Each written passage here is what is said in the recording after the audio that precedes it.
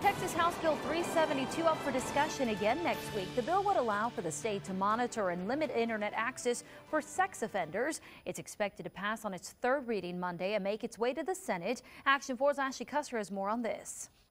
With the increased ease and use of technology, Texas legislatures fear that criminals, more specifically sex offenders, could use it to their advantage.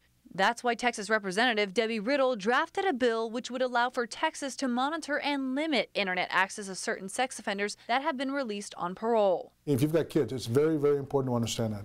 There are people out there that are basically searching out for vulnerable kids. Several local law enforcement agencies say times have changed. Facebook sites or whatever, whichever internet website you want to go to, that's the equivalent of a playground years ago, and none of them were safe. You were always looking for your kids in your playground. Well, this is the same thing. McAllen Police Chief Victor Rodriguez says over the last few years, there has been an increase in predators utilizing social media to target underage victims. And yes, it's very prevalent. I mean, as you know, we ran an operation a few weeks back.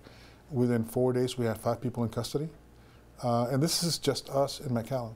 In late February, 42-year-old Samuel Flores, 26-year-old Rodrigo Salinas, 28-year-old Juan Pacheco, 50-year-old Jesus Gonzalez, and 24-year-old Marco Avila were charged with second-degree felony for online solicitation of a minor. Investigators say the suspects agreed to meet with 14-year-olds, but those minors turned out to be undercover agents. Earlier this week, a federal grand jury indicted a 19-year-old high school senior for receiving and possessing child pornography. Homeland Security investigators testified in court that Carlos Solis used a fake Facebook profile to get a 13-year-old boy to send him naked photos. Internet is a keystroke away from a child, from your dining room, from your home. And it's why Chief Rodriguez is encouraging parents not only to speak to their kids, but to also understand the risks of having several devices at home with internet access.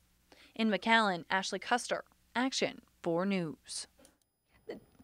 The chief, that is, suggests parents monitor their children closely for any behavioral changes that may occur, because that could be a red flag pointing to a traumatic or negative incident.